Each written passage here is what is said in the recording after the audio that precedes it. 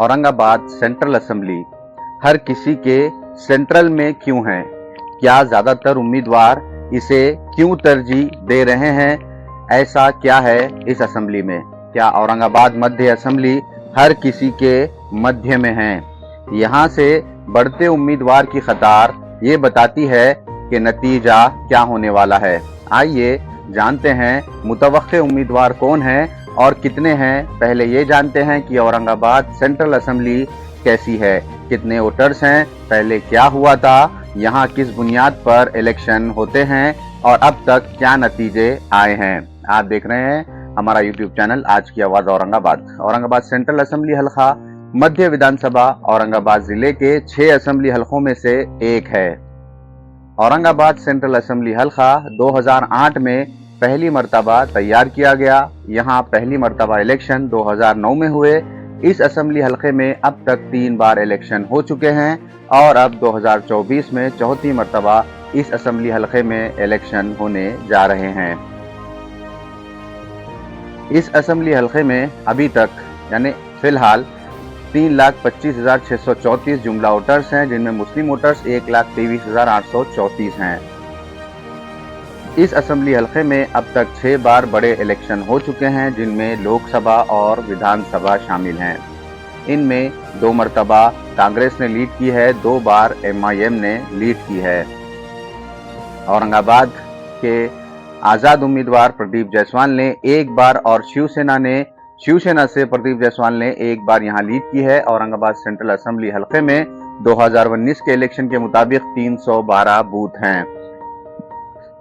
Aurangabad central assembly हल्के में अब तक विधानसभा इलेक्शन 3 मर्तबा हुए हैं, जो 2009, 2014 और 2019 में हो चुके हैं, जिसमें 1 बार आजाद उम्मीदवार प्रदीप जायसवाल ने बाजी मारी, 1 बार MIM ने बाजी मारी और 1 बार फिर शिवसेना से प्रदीप जायसवाल ने जीत दर्ज की। MIM से यहां इम्तियाज जलील ने अपनी जीत दर्ज की थी। सबसे पहली बार 2008 में यह असेंबली हल्का बना। 2009 में पहली बार असेंबली इलेक्शन हुए, जिसमें आजाद उम्मीदवार प्रदीप जायसवाल ने 49,965 वोट लेकर जीत गए और वो 2009 में औरंगाबाद सेंट्रल असेंबली के पहले MLA बने। इसके बाद 2014 में असेंबली इंतखाबात हुए, जिसमें MIM के उम्मीदवार इम्तियाज जलील ने जीत दर्ज की और वो लगभग 19,000 वोटों की लीड से जीत गए। इसके बाद 2019 में इलेक्शन हुए, जिसमें मजलिस को शिकस्त हुई और शिवसेना के प्रदीप जायसवाल ने 13,000 के करीब वोटों से अपनी जीत दर्ज कराई। ये अब तक की औरंगाबाद सेंट्रल असेंबली की मुख्तसर सी तारीख थी, ये मुख्तसर सी बात थी। अब चलते हैं हम 2024 के असेंबली इंतखाबात तक आ पहुंचे हैं। आज हम 2024 असेंबली इंतखाबात पर बात करेंगे।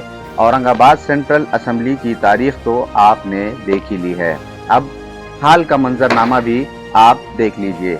औरंगाबाद सेंट्रल असेंबली से कितने दावेदार हैं ये भी हम जानते हैं। सबसे पहले महाविकास आघाड़ी की बात करते हैं। महाविकास आघाड़ी से इस असेंबली हल्के के लिए महाविकास आघाड़ी की तीनों पार्टियां दिलचस्पी रखती हैं।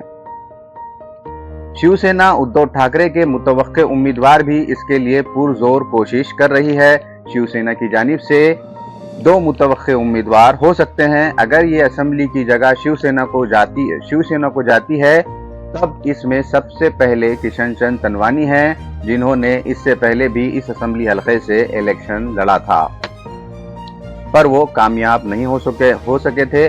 और दूसरे नंबर पर डॉक्टर शोएब हाशमी भी शिवसेना की जानिब से इस असेंबली हल्के के उम्मीदवार हो सकते हैं। मैं बात कर रहा हूं शिवसेना उद्धव ठाकरे की। अवाम में डॉक्टर शोएब हाशमी के दावेदारी का चर्चा जारी है। अब महाविकास आघाड़ी की दूसरी पार्टी यानी राष्ट्रवादी कांग्रेस पार्टी शरद पवार गठ की बात करते हैं। ये सीट से वो भी इस सीट को मांग रहे हैं और इसके मुतवक्के उम्मीदवार राष्ट्रवादी कांग्रेस पार्टी शरद पवार गुट के शहर सदर ख्वाजा शरफुद्दीन हैं।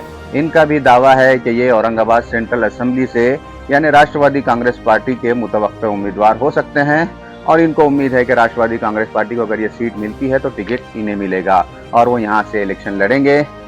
इस पार्टी से बस एक ही मुतवक्के उम्मीदवार है। दूसरे उम्मीदवार का नाम इस पार्टी की जानिब से अभी तक अवाम के सामने नहीं आया। महाविकास आघाड़ी की तीसरी पार्टी है कांग्रेस, और कांग्रेस का भी दावा है कि औरंगाबाद सेंट्रल असेंबली इनको जरूर मिलेगी और वो यहां से अपना उम्मीदवार मैदान में उतारेंगे। और इसके मुतवक्के उम्मीदवार कांग्रेस के शहर सदर यूसुफ भाई हैं। कांग्रेस की जानिब से उम्मीदवारी के लिए फॉर्म तो बहुत आए हैं, लेकिन अभी तक उम्मीदवारों के नाम का चर्चा अवाम तक नहीं हुआ है। सिर्फ यूसुफ भाई का नाम ही कांग्रेस के मुतवक्के उम्मीदवार के तौर पर सामने आया है, और कांग्रेस का कहना है कि ये हमारी सीट है और इस पर हमारी दावेदारी मजबूत है। और यूसुफ भाई औरंगाबाद सेंट्रल असेंबली से कांग्रेस के उम्मीदवार होंगे और कांग्रेस इस असेंबली सीट को अपने पास रखेगी। यहाँ महाविकास आघाड़ी की तीनों पार्टियों के मुतवक्के उम्मीदवारों की फहरिस्त खत्म होती है। इनमें से जिस पार्टी को ये असेंबली हल्का मिलेगा, इस पार्टी का मुतवक्के उम्मीदवार यहाँ से इलेक्शन लड़ सकता है। अब हम बात करते हैं महायुति की। इसमें भी 3 पार्टियां शामिल हैं, लेकिन इलेक्शन आते आते ये 3 रहेंगी या 2, कुछ बता नहीं सकते। अवाम में चर्चा है कि महायुति में 2 पार्टियां ही रहेंगी। अजीत पवार महायुति से अलग हो जाएंगे। जब होंगे तब की बात है, जो होगा हम आपको आगाह करते रहेंगे। खैर, फिलहाल महायुति में 3 पार्टियां हैं। तीनों पार्टियों में अजीत पवार की एनसीपी, बीजेपी और शिवसेना है, जिसमें शिवसेना शिंदे गठ का दावा इस असेंबली से मजबूत है, क्योंकि इनका इस असेंबली में अभी एमएलए मौजूद है। प्रदीप जायसवाल शिवसेना शिंदे गठ के एमएलए हैं फिलहाल औरंगाबाद सेंट्रल असेंबली के, तो जाहिर है यही इस पार्टी के मुतवक्के उम्मीदवार भी होंगे।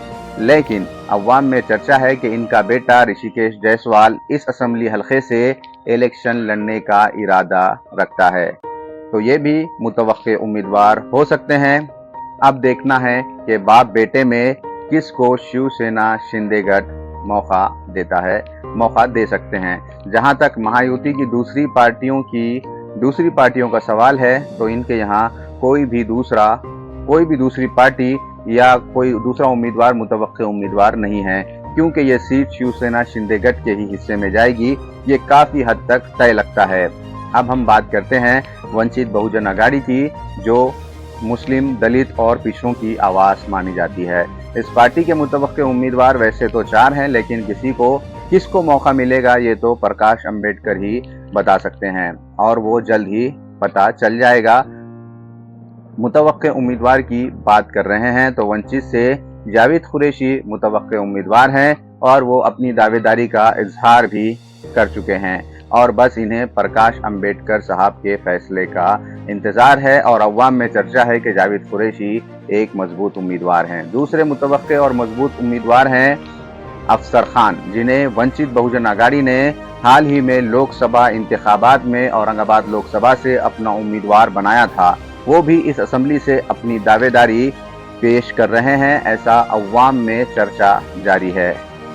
और वहीं वंचित से तीसरे उम्मीदवार हैं औरंगाबाद मध्य के वंचित के सदर और समाज सेवक जेलिस अहमद। इनका भी इस असेंबली में काम है और वो भी अपनी दावेदारी पेश कर रहे हैं। अब देखना है कि वंचित किसको मौका देती है। एक और वंचित के मुतवक्के उम्मीदवार हो सकते हैं जिनका अवाम में चर्चा है। इनका नाम है अमित बोईगढ़। ये वंचित के पुराने कार्यकर्ता हैं और वो वंचित के पुराने कारकुन हैं, और अवाम में इनका भी तस्करा किया जा रहा है। ये पिछली बार यानी 2019 में वंचित बहुजन आघाड़ी से इस असेंबली से उम्मीदवार थे। अब हम बात करते हैं आजाद उम्मीदवार की। तो इस असेंबली हलके से औरंगाबाद नामांतर मामले पर कानूनी लड़ाई लड़ने वाले औरंगाबाद नामांतर के पेटिशनर हिशाम उस्मानी भी अपनी दावेदारी पेश कर रहे हैं, और उम्मीद है कि वो भी इस असेंबली हलके से बतौर आजाद उम्मीदवार की हैसियत से इलेक्शन लड़ सकते हैं। अवाम में चर्चा है कि वो इलेक्शन इस असेंबली से लड़ने जा रहे हैं। अब मजलिस के मुतवक्के उम्मीदवार की बात करेंगे, क्योंकि मजलिस यानी MIM यहाँ पर अपनी जीत दर्ज करवा चुकी है। MIM का 2014 में यहाँ से MLA था और वो थे इम्तियाज जलील। ये मजलिस का पहला असेंबली हलका था। खैर, फिलहाल MIM की जानिब से इस असेंबली हलके में बहुत से उम्मीदवार हैं।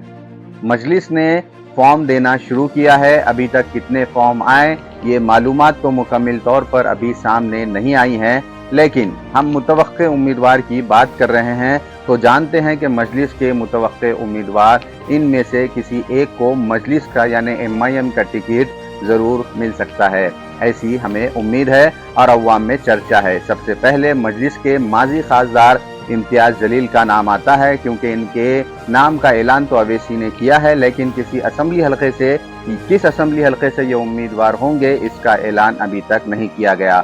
अवाम में चर्चा है कि वो ईस्ट असेंबली से लड़ने जा रहे हैं, मगर अभी तक असेंबली हलके का नाम नहीं लिया गया, इसलिए हम इनको औरंगाबाद सेंट्रल असेंबली के भी मुतवक्के उम्मीदवार के तौर पर देख सकते हैं। इस तरह डॉक्टर गफ्फार कादरी भी औरंगाबाद सेंट्रल असेंबली हलके से मुतवक्के उम्मीदवार हो सकते हैं, क्योंकि अगर ईस्ट से इम्तियाज जलील इलेक्शन लड़ते हैं तो हो सकता है डॉक्टर गफ्फार कादरी सेंट्रल से उम्मीदवार हो सकते हैं। ऐसी अवाम में बहस व मुबाहिसा जारी है, इसलिए भी मुतवक्के ये उम्मीदवार हैं। वहीं इस असेंबली हलके के पिछली मरतबा की मजलिस के उम्मीदवार नासिर सिद्दीकी भी औरंगाबाद सेंट्रल असेंबली से अपनी दावेदारी का इजहार कर रहे हैं। ये भी मजलिस से औरंगाबाद सेंट्रल असेंबली के मुतवक्के उम्मीदवार हैं और मजबूत दावेदार हैं। वहीं समीर साजिद बिल्डर का नाम भी अवाम में जेर बहस है। ये भी औरंगाबाद सेंट्रल असेंबली हलके से MIM के यानी मजलिस के मुतवक्के उम्मीदवार हो सकते हैं। नौजवानों में इनका जोर वो शोर से चर्चा जारी है। मजलिस की जानिब से वैसे तो और भी उम्मीदवार होंगे, पर अवाम में इन नामों की चर्चा जारी है, इसलिए औरंगाबाद सेंट्रल असेंबली हलका हर किसी के लिए सेंट्रल में है, या यूं कहें कि ये असेंबली हलका हर किसी का नूर नज़र है। इस असेंबली हलके में अगर सियासी नज़र दौड़ाएं तो ऐसा लगता है कि इस असेंबली हलके में मुकाबला सख्त होगा। आने वाले वक्त में कौन जीतेगा कौन हारेगा ये मालूम हो जाएगा, लेकिन इन लोगों के लिए आसान नहीं लगता जिनको लगता है कि ये आसान है। सियासत में कुछ भी मुमकिन है, कुछ भी हो सकता है, और उम्मीद और यकीन की कामयाबी की चाबी हर किसी को उम्मीद और यकीन के साथ ही इस मैदान में उतरने के बाद हर कोई अपना अपना मुकाबला एक दूसरे से करता रहेगा। हमारी नेक ख्वाहिशात हर किसी के साथ हैं। हम चाहते हैं कि हर किसी को नेक ख्वाहिशात का इजहार देते रहें। हम सबको मुबारकबाद भी देते हैं, जिसको टिकट मिलेगा उनको मुबारकबाद हमारी जानिब से दी जाती है। औरंगाबाद मध्य असेंबली हर किसी के मध्य में है, हर किसी की नज़र में है, हर किसी के सेंट्रल में है। औरंगाबाद मध्य असेंबली यानी औरंगाबाद सेंट्रल असेंबली हलका सभी का चहीता हलका है और ये सभी का नूर नज़र है। आप देख रहे थे हमारा YouTube चैनल आज की आवाज़ औरंगाबाद। मैं हूं जाहिद अल कसेरी।